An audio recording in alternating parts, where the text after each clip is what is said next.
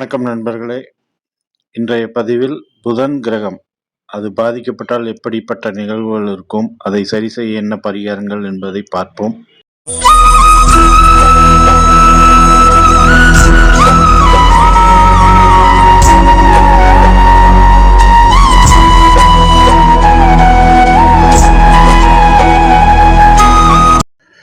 ஜோதிடத்தின்படி புதன் கிரகம் பாதிக்கப்பட்டால் நரம்பு மண்டல பிரச்சனைகள், தோல் அலர்ஜி, இந்த மாதிரி பிரச்சனைகள், சுவாச கோளாறு, வீசிங் ட்ரபிள், ஆஸ்மா, இந்த மாதிரி ப்ராப்ளம், பேச்சு திணறல், மறதி, குழப்பமான சிந்தனைகள் மற்றும் கணக்கு தவறுகள். அதாவது கணக்கு பாடத்தில் ரொம்ப வீக்காக இருப்பாங்க, அதெல்லாம் கண்டுபிடிச்சிடலாம் புதன் கிரகம் வீக்காக இருக்குன்னு. இந்த புதன் கிரகம் பாதிக்கப்பட்டால் கல்வி கற்பதிலும் படித்த மனசில் வைக்கிறதுலையும் ரொம்ப பிரச்சனைகள் இருக்கும், தடுமாற்றம் வரும், கல்வி தடைகள் ஏற்படும். இதுக்கெல்லாம் காரணம் புதன் கிரகம்தான். இதே புதன் கிரகம் நல்லா இருந்தால் நல்ல புத்திசாலியாக நல்ல கணித அறிவு இருக்கும், எதையும் கிரகிக்கக்கூடிய திறமை இருக்கும், நிறைய ஞாபக சக்தி இருக்கும். இதெல்லாம் புதனோட செயல்கள். புதன் கிரகம் பாதிக்கப்பட்ட நரம்பு தளர்ச்சி, கைவலி, நுரையீரல் நோய்கள், ஆஸ்மா, தோல் நோய், தேமல், தசை பிடிப்புகள், மூட்டு வலி, வலிப்பு, பித்தப்பை கோளாறுகள், தலை சுற்றல் மற்றும் குடல் புண்கள் போன்றவை ஏற்படலாம். அதே சமயத்தில் மனதிலையும் பார்த்திங்கன்னா மறதி, சிந்தனை குறைவு, குழப்பமான பேச்சு, தவறான வார்த்தைகளை பயன்படுத்துதல், மிக அதிகமாக பேசுறது, கணிதத்தில் பிழைகள் செய்தல், கணக்கில் தப்பாக இது பண்ணுறது மற்றும் ஞாபக சக்தி குறைவு, மறதி நோய், இதெல்லாம் புதன் கிரகம் பாதிக்கப்பட்டால் இருக்கும்.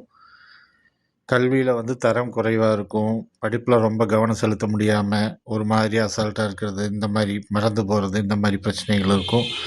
மற்றும் தொழில் ரீதியாக சிக்கல் வரும். அது போக நம்ம கணிதங்கள், அதாவது கடிதங்கள், டாக்குமெண்ட்ஸு, நம்மளுடைய கல்வி சர்டிஃபிகேட்டோ எந்த ஒரு சர்டிஃபிகேட்டோ, இந்த மாதிரி டாக்குமெண்ட் பிரச்சனைகள்லாம் இந்த புதன் கிரகம் வீக்காக இருந்ததுன்னா பாதிப்பு வரும். அதனால் அந்த விஷயத்துலலாம் கவனமாக இருக்கணும்.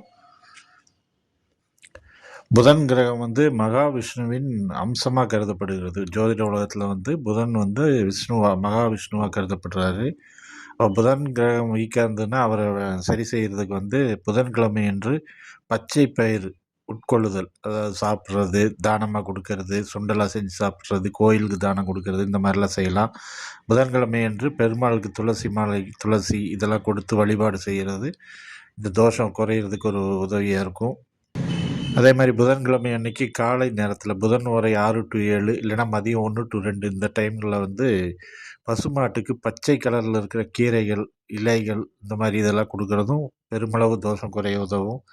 அதே மாதிரி பச்சை காய்கறிகள் மற்றும் கீரைகளை நம்ம அடிக்கடி சாப்பிட்றதும் உதவியாக இருக்கும். தினமும் கொஞ்சம் நேரம் சூரிய வெளிச்சத்தில் நிற்கிறது புதன் கிரக பாதிப்பை சரி செய்ய உதவும். புதன் கிரகத்துக்கு உரியது பச்சரிசி மற்றும் மொச்சை பயிறு, இதெல்லாம் சாப்பிட்றது, தானமாக கொடுக்கறது ரொம்ப சிறந்தது. இதில் இப்போ புதனுக்குரிய காரகங்கள், அதுக்குண்டான காரகங்கள் என்னென்னு பார்த்தீங்கன்னா, தாய்மாமன் புதனுக்குரியவர். அந்த புதனோட தேவதை விஷ்ணு பெருமான், அதாவது விஷ்ணு, மகாவிஷ்ணு இருக்கார் இல்லையா, அவர் தான். இந்த செயல் பாதிப்படைந்தவர்கள் மற்றும் மிதுனம் கன்னி ராசியில் பிறந்தவங்கெல்லாம் கோவிலுக்கு பித்தளை தட்டு தீபாராதனை செய்கிற தட்டு மற்றும் பித்தளை குத்து விளக்கு வாங்கி கொடுத்தா இந்த புதன் கிரக பாதிப்புகள்லாம் நீங்க. இந்த பதிவு பிடிச்சிருந்தா லைக் பண்ணுங்கள், கமெண்ட் பண்ணுங்கள், ஷேர் பண்ணுங்கள். என்னுடைய சேனலுக்கு சப்போர்ட் பண்ணி எனக்கு ஆதரவு கொடுங்க. நன்றி, வணக்கம்.